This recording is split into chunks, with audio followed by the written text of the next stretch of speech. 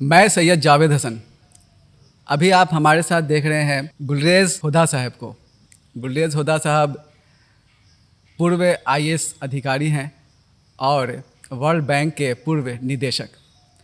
हम इनसे बिहार के विकास, भारत के मौजूदा सूरत हाल और जो समस्याएं हैं उससे उबरने के उपायों पर बातचीत करेंगे।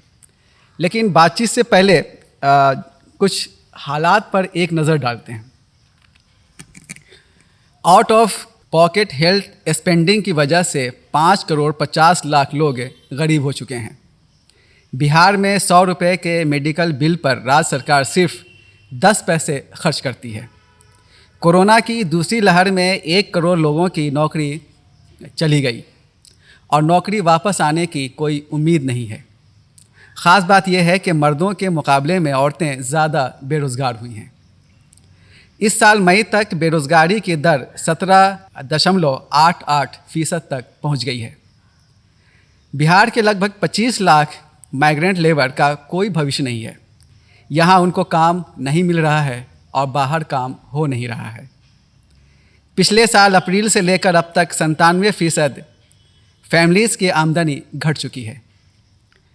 खाड़ी सहित पूरे देशों से बिहार में जो पैसा आता था उसमें 5,000 करोड़ रुपए की कमी आ गई है, क्योंकि लॉकडाउन के दौरान बहुत सारे लोग भारत में ही रह गए।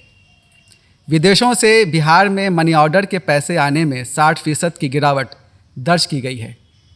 बिहार में लगभग 4,500 प्ले स्कूल बंद हो चुके हैं और 20,000 से ज़्यादा टीचर बेरोज़गार हो गए हैं।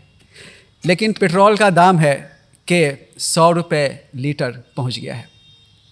गुलरेज साहब, अभी हम लोग और कितने बदहाल होंगे, कितने गरीब होंगे, लेकिन ये जानने से पहले हम आपके बारे में जानना चाहेंगे कि आप पश्चिम चंपारण के एक छोटे से गांव लौरिया से आपका वर्ल्ड बैंक तक का सफ़र कैसे मुमकिन हो सका? सही कहा आपने, फरमाया। हम लोग रहने वाले पश्चिम चंपारण के हैं, लौरिया से। ये हमारी खुशकिस्मती थी कि हमारे वालिद और हमारे जो फैमिली थे उनके पास ये हैसियत थी कि हमें अच्छी से अच्छी तालीम दे पाए। मैंने स्कूलिंग हॉस्टल में रह के की, फिर दिल्ली यूनिवर्सिटी से सेंट स्टीफेंस कॉलेज है वहाँ से ग्रेजुएशन और पोस्ट ग्रेजुएशन किया। उसके बाद आईएएस सर्विस में आ गए। आईएएस में शुरू का दौर मेरा आसाम में था, पर बहुत जल्द मैं चला गया दिल्ली। वहाँ वित्त मंत्रालय में मैं काम करता था और हमारे मंत्री उस ज़माने में मनमोहन सिंह जी थे, जो बाद में प्रधानमंत्री बने थे, और उनके साथ बहुत से करीब से हमने काम किया। जो विश्व बैंक का काम था और जो अंतर्राष्ट्रीय मुद्रा कोष है, इंटरनेशनल मॉनेटरी फंड, उसका काम मैं देखता था।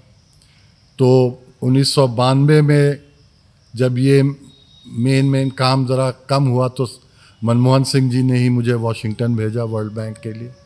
बहुत अच्छे इंसान हैं, बहुत अच्छे प्रोफेशनल हैं। और फिर मैं वॉशिंगटन चला गया और फिर रह गया वहीं, और फिर मैंने आईएएस से रिज़ाइन कर दिया। 2014 में मैं लौट के आया वापस हिंदुस्तान। हमारी वालदा यहीं पटना में रहती हैं, इसलिए मैं पटना में आया। नीतीश जी ने हमको एक मौका दिया, यहाँ जो योजना परिषद है उसमें उन्होंने मेंबर बनाया। आम लोगों के लिए वर्ल्ड बैंक एक बहुत बड़ी चीज़ होती है। लगता है कि पूरी दुनिया को ये बैंक पैसा देता है। क्या काम है इसका असल में?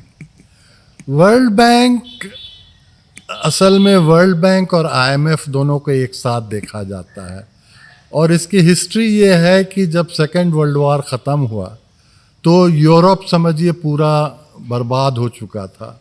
तो उसको फिर से जीवित करने के लिए यूरोप को, जो बड़े बड़े मुल्क थे, अमेरिका थे, इंग्लैंड था, इन लोगों ने सब ने मिल के एक नया संस्था बनाया जिसका नाम दिया international bank for reconstruction and development. Reconstruction से पहले यूरोप को ही देते थे। और उसके साथ साथ एक समझिए कि एक आलमी फाइनेंशियल निज़ाम के लिए एक आर्किटेक्चर बनाने की ज़रूरत पड़ी। और इस आर्किटेक्चर को बनाने के लिए और उसको मैनेज करने के लिए आईएमएफ बना। तो वर्ल्ड बैंक, विश्व बैंक है, वही जो बैंक फॉर रिकंस्ट्रक्शन है वो आगे जाके वर्ल्ड बैंक बन गया। और उनका उस वक्त काम था कि जो यूरोपीय देशों में जो तबाही मची थी सेकेंड वर्ल्ड वॉर के बाद, उनको सरकार को पैसा दे के फिर से इकोनॉमी को कैसे बहाल किया जाए। जर्मनी को पैसा दिया, बहुत बहुत मुल्कों, फ्रांस को पैसा दिया। और ये करते करते 1960 के दशक में जब यूरोप फिर से उभर गया, तो जो समझिए कि डेवलपिंग कंट्रीज़ थी, विकासशील कंट्रीज़ थी, जो गरीब कंट्रीज़ थी, इनको ये लोग पैसा देते हैं। तो विश्व बैंक का मेन उद्देश्य यही है कि वो सरकारों का बैंक है, ये देशों का बैंक है, और उसमें अलग अलग हिस्से भी होते हैं। कुछ प्राइवेट सेक्टर को भी वो लोग काम करते हैं, एक इंश्योरेंस का भी सेक्टर है जो पॉलिटिकल रिस्क का इंश्योरेंस करते हैं, वगैरह वगैरह। अब हम लोग वापस अपने मुद्दे पर आते हैं। खुदा साहब, ये बताइए कि ये जो हालात इतने बिगड़ते जा रहे हैं, ख़ास तौर से कोरोना की वजह से, या आप कह लीजिए कि मोदी गवर्नमेंट की अपनी पॉलिसियों की वजह से, हालात पटरी पर कब लौटेंगे और कैसे लौटेंगे?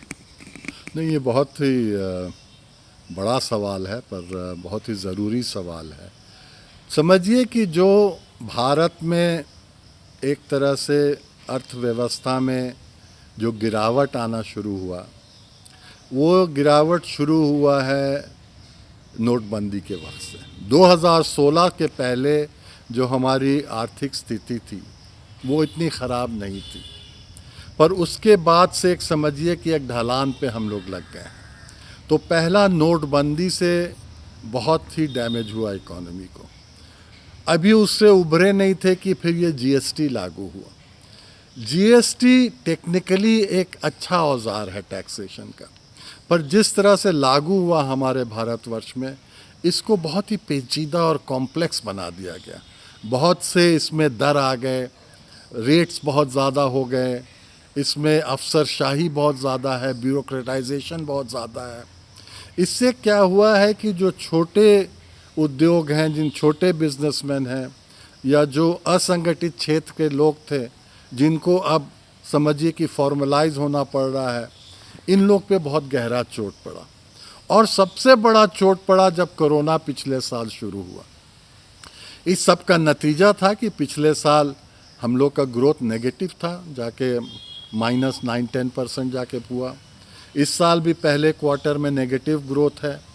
अगर अभी से हम लोग उभरना शुरू करेंगे तो हो सकता है कि इस साल 6-7-8% तक ग्रो करें, बट उस 6-7-8% का ज़्यादा मायने नहीं है, क्योंकि इसी वक्त पिछले साल हम बहुत नीचे आ गए थे। तो नीचे स्थल से हम 7-8% ग्रो करें, आप समझिए कि हमारी आर्थिक अवस्था अभी वही है जो हम 2019 में थे। तो 2 साल तो एकदम लॉस में चला गया। कैसे उभरेंगे? एक तो समझिए कि शॉर्ट टर्म में, अल्प अवधि में हम लोगों को क्या करना चाहिए, और दूसरा है कि मध्य अवधि में क्या करना चाहिए। अल्प अवधि में, शॉर्ट टर्म में तो सबसे पहले हम लोगों को कोरोना से जो लड़ाई चल रही है उसे जीतना है, और ये स्वास्थ्य की लड़ाई है। ये खुशनसीबी है कि बहुत सारे वैक्सीन्स ईजाद हो गए हैं। जितना जल्द से जल्द हो, अगर हम लोग सबको वैक्सीनेट कर देंगे तो समझिए एक नॉर्मलसी के तरफ हम लोग बढ़ सकते हैं। और उसके जब तक ये नॉर्मलसी नहीं आएगी, हमारी आर्थिक व्यवस्था नहीं आएगी। तो पहला तो कदम समझिए कि युद्ध स्तर पे हमको वैक्सीनेशन कराना है। जब तक 80% लोग हमारे मुल्क में वैक्सीनेट नहीं हो जाते हैं, हर्ड मेंटालिटी जिसको कहते हैं, वो नहीं आएगी और लहर का लहर बनता रहेगा। तो हेल्थ के लिए वैक्सीनेशन। उसके बाद आपको देखना होगा कि जिस कोरोना से जिन लोगों को मार पड़ी है, जैसे आपने प्रोग्राम के शुरू में सारे आंकड़े गिनाए, जिनकी नौकरियां गई हैं, आय के स्रोत ख़त्म हो गए हैं, स्वास्थ्य के खर्चे के लिए वो लोग फिर से गरीब हो गए हैं, तो उनको कैसे हम उपचार दें, एक तरह से रिलीफ उनको हम कैसे दें। और उसके लिए क्या है कि उनके तक हमको कुछ पैसा पहुंचाने की ज़रूरत है। जो बहुत ही गरीब है उसको अनाज दे रहे हैं लोग, कोई और अगर इनकम ट्रांसफ़र बन सकता है तो दें। गांव के क्षेत्र में मनरेगा एक अच्छा औजार है। शहरी क्षेत्र में जो हॉकर है, जो असंगठित क्षेत्र हैं, हम लोग को ज़रिया पैदा करना होगा कि उन तक हम कैसे पैसा पहुंचाएं। हम आपको उदाहरण देते हैं, जर्मनी जैसे देश में उन लोगों ने कहा कि भाई इन कंपनियों को, इन लोगों को डैमेज हुआ है, तो जैसे आप दुकानदार थे, आपका सालाना इनकम 100 रुपया था, सरकार ने कहा हम आपको 50 रुपये का चेक लिख देते हैं। हम नहीं कर पाएंगे क्योंकि हम अमीर देश नहीं हैं, पर उसके कितने करीब हम लोग पहुंच सकते हैं कि जो भी दुकानदार था या जो भी बिजनेसमैन था, उसके जो भी लॉस है उसको हमको कैसे मेकअप कर सकें। और तीसरा चीज़ मैं समझता हूँ, अल्प अवधि में लोगों के पास पैसा नहीं है, कंपनियां या फर्म या छोटे लघु उद्योग या मध्यम उद्योग, उनके पास पैसा नहीं है, तो निवेश करना और अर्थव्यवस्था में पैसा डालना सिर्फ सरकार कर सकती है। तो गवर्नमेंट एक्सपेंडिचर, जिसको अंग्रेज़ी में कहते हैं सरकारी खर्च, ये बढ़ाने की ज़रूरत है। ये कैसे बढ़ेगी? बड़े बड़े जो इंफ्रास्ट्रक्चर प्रोजेक्ट्स हैं, जो पब्लिक कंस्ट्रक्शन प्रोजेक्ट्स हैं, बड़े सड़कें हैं, बिल्डिंग्स हैं, इस पे पैसा खर्चा करने की ज़रूरत है।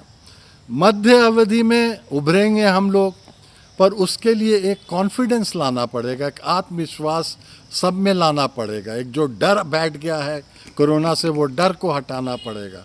डर वैक्सीनेशन से जाएगा तो सरकार का इन्वेस्टमेंट आएगा, कुछ इकोनॉमी में मांग बढ़ेगी, लोगों के जेबों में कुछ और पैसा जाएगा, तो छोटी कंपनियां फिर निवेश करेंगी, बड़ी कंपनियां निवेश करेंगी, तो वैसे ही चलेगा, पर ज़रा वक्त लगेगा। हमें नहीं लगता है कि 2-3 साल के पहले हम लोग उस स्थिति पे पहुंचेंगे जहां हम 2018-2019 में थे। चलिए हम लोग आगे बढ़ते हैं, बिहार पर थोड़ा सा कंसंट्रेट करते हैं। नीतीश जी बीच बीच में कुछ योजनाएं लेकर के आते हैं, लोन ले कर के रोज़गार, स्वरोज़गार की बात करते हैं और कहते हैं कि इससे विकास होगा। अभी हाल में उन्होंने ST SC के लिए उन्होंने योजनाओं की घोषणा की, महिलाओं के लिए उन्होंने योजना की घोषणा की कि लोन ले करके, अभी कहा कि 10 लाख रुपया आप लीजिए, रोज़गार लगाइए अपना, उसमें से सिर्फ 5 लाख ही दीजिए। क्या इस तरह के उपचार से आर्थिक उन्नति वाकई होती है? हो सकती है, पर आपको देखना होगा कि ज़मीन पे, धरातल पे ये कैसे इम्प्लीमेंट हो रहा है, और ये आपको सरकारी आंकड़ों से नहीं पता चलेगा। ये आपको पता चलेगा जो लोन लेने वाला है उसका इंटरव्यू करके, तो वो आपको बताएगा कि हमारे पेन पॉइंट्स कहाँ हैं, जूता कहाँ कहाँ चुभता है, ये वाकई मिलता है कि नहीं मिलता है। तो एक तो समझिए प्रक्रिया पैसा लेने के लिए, पर उससे अलावा ज़रूरी है कि बिज़नेस आइडिया उसको कौन दे रहा है। आप बेरोज़गार बेतिया में बैठे हुए हैं, आपको क्या मालूम आप क्या करेंगे तो आप पैसा बना लीजिए, तो आप किस लिए 10 लाख लीजिएगा? आप जाइएगा बैंक में, जो बैंक में होता है आप भी जानते हैं, हम भी जानते हैं, हम तो रोज़ कहानी सुनते हैं। अब ये मौका नहीं है आपको कहानियाँ सुनाने के लिए। तो बिज़नेस आइडिया क्या? इसका मतलब है कि रोज़गार के लिए जिनको आप ऋण दे रहे हैं उनकी आपको काउंसलिंग करने की ज़रूरत है, उनको बताने की ज़रूरत है कि आप इधर देखिए, उधर देखिए। ऐसे सिर्फ कह देने के लिए तुम जाओ 10 लाख रुपया मिलेगा, कुछ नहीं करेगा। वो जो तंत्र है हमारे यहाँ, उसी तंत्र में फंसेगा, 6-7% कहीं चला जाएगा, इसकी फैक्ट्री नहीं लगेगी। ऐसा होता है। काउंसलिंग की ज़रूरत है, एडवाइजरी की ज़रूरत है। और अगर सरकार के पास, मुझे नहीं लगता है कि ये क्षमता है। अगर आप किसी डिस्ट्रिक्ट इंडस्ट्री सेंटर में जाके बात कीजिएगा तो सैंक्शन कर देंगे आपको। हो सकता है मैं जो कह रहा हूँ बात कड़वी लगे, पर हकीकत यही है कि अगर आप सही में उद्योग और व्यवसाय पैदा करना चाहते हैं तो समझिए जो नौजवान लड़का है वो ना समझ लड़का है, उसको हाथ पकड़ के आपको समझाना होगा, नहीं तो वो समझेगा कि एक बार हम 3 लाख रुपया लेके भाग जाएंगे। इसीलिए मैं बार बार कहता हूँ कि अगर बड़े इन्वेस्टर आएंगे तो उनसे लिंकेज बनेगा, उनके इनपुट सप्लाई जाएगी। आपकी बिस्किट की फैक्ट्री है तो उसमें गेहूँ, कोई आटा सप्लाई करेगा, कोई गाड़ी देगा, कोई सिक्योरिटी गार्ड वगैरह वगैरह। तो बाहर इन्वेस्टर लाना बहुत ज़रूरी है, उससे और भी बिजनेसेस पैदा होती। पिछले 10 साल से जब से नीतीश जी की सरकार है, लालू जी तो कहते थे कि विकास क्या होता है, वो तो विकास को मजाक ही समझते थे। खैर, जब से नीतीश जी आए तब से विकास की बात हुई और ये कहा जाने लगा कि हर कुछ दिन पर, चाहे वो फाइनेंस मिनिस्टर हो या इंडस्ट्री मिनिस्टर हो, कहते थे कि फ़ला इतनी पूंजी आने वाली है, लोग निवेश करने वाले हैं। अभी भी शाहनवाज़ हुसैन ने घोषणा की है कि इतनी इतनी कंपनियां आने वाली हैं और वो निवेश करने जा रही हैं। लेकिन निवेश होता नहीं है यहाँ बिहार में एक्चुअली। तो लेकिन उद्योग भी लगाना है, तो ये मसला हल कैसे होगा? निवेश कैसे आएगा? निवेश सरकारी घोषणाओं से नहीं आएगा। जैसे मैंने कहा, जो माहौल है, बिजनेस का जो माहौल है, उसको हम बेहतर कैसे बना सकते हैं। हमने पुलिसिंग की बात की, हमने लैंड मैनेजमेंट की बात की। बिजली की जो अवस्था है पहले से बहुत बेहतर हुई है, पर उसमें और भी गुंजाइश है। जब तक हम 24 घंटे बिजली नहीं देंगे तो निवेश जो करने वाला है 2 बार सोचेगा, क्योंकि जो आप डीजल से अपने जनरेटर से जो बिजली पैदा करते हैं, बहुत महंगी बिजली होती है, बहुत ही महंगी होती है। तो सड़कें गांव में बनी हैं, हम तो रहते हैं गांव में, बहुत सारी सड़कें बनी हैं, उससे भी फ़ायदा होगा। तो ये धारणा कैसे हम बदल सकते हैं, ये बहुत ज़रूरी है। और उसमें 4, 5, 6 अगर हम लोग दिखा दें कि ये कामयाब निवेश हुआ है, तो उसको देखा देखी और लोग आएंगे। उद्योग विभाग की घोषणा मैंने भी पढ़ा है, इथेनॉल के बारे में वगैरह वगैरह। इथेनॉल का रॉ मटेरियल है, पर उस पर थोड़ा और तह में जाके देखना होगा। पहले इथेनॉल के लिए कुछ रेगुलेटरी प्रॉब्लम्स थे, वो शायद हल हो गए हैं। पर वही गन्ना है, उसी गन्ना से बिजली भी उत्पादन हो रहा है, उसी से शक्कर भी बनता है। अब उससे शक्कर बनाइएगा आप, कि उससे अल्कोहल बनाइएगा कि इथेनॉल बनाइएगा। गन्ना जो उपज है उसकी क्या त्रुटियां हैं, हम तो शुगर केन बेल्ट से आते हैं। बहुत सारी कहानियां हैं, वक्त पे पैसा नहीं मिलता है आपको, आपका जो रिकवरी रेट है गन्ने का बहुत नीचा है बिहार में, इसके महाराष्ट्र और कर्नाटका के तुलना में। हमारी जो गन्ने की जातियां हैं उनको और बेहतर करने की ज़रूरत है। तो इन सब चीज़ों पे भी काम करना पड़ेगा और सरकार को मदद करनी चाहिए। पर सरकार बिज़नेस, मेरा मानना है, हालांकि मैं खुद अफसर रहा हूँ सरकार में, कि बिज़नेस अफसरशाही से नहीं आती है। जो इन्वेस्टर है उसको कॉन्फिडेंस होना चाहिए और वो आदेश पे काम नहीं करेगा। अगर आदेश पे काम करेगा तो आपके सामने मुस्कुरा के कह देगा, जी सर मैं पैसा लेके आ रहा हूँ, और फिर 6 महीने गायब हो जाएगा। तो उसका हम कॉन्फिडेंस कैसे बिल्डअप कर सकते हैं, उस पे हम लोगों को काम करना होगा।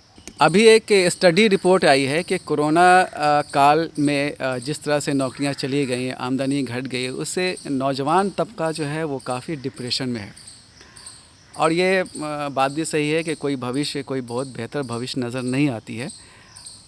हम हुदा साहब से आखिर में यही जानना चाहेंगे कि आप क्या दिलासा देना चाहेंगे ताकि लोगों के अंदर हौसला बना रहे और उनके लगे कि नहीं, हालात कुछ बेहतर भी हो सकते हैं।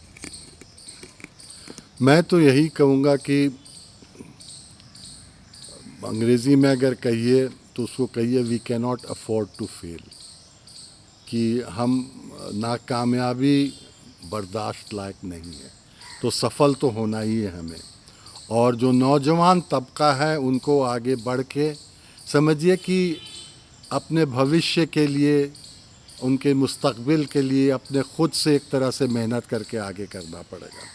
जो हमारा समाज है उसमें फ़ैसला लेने का जो तरीक़ा है, जो निज़ाम है, जो तंत्र है, पॉलिटिकल प्रोसेस, मैं समझता हूँ कि नौजवानों को उस पॉलिटिकल प्रोसेस में आना पड़ेगा और सही तरीके से पॉलिटिकल प्रोसेस को ये मोड़ देना होगा कि लोग इन बुनियादी चीज़ों के बात करें, क्योंकि आखिर जाके अंत में पॉलिटिकल डिसीजंस क्या होते हैं, बजट क्या होता है, शिक्षा में क्या पैसा जाता है, टीचर कितने बहाल कर रहे हैं, डॉक्टर कितने बहाल, ये सारे पॉलिटिकल डिसीजंस हैं।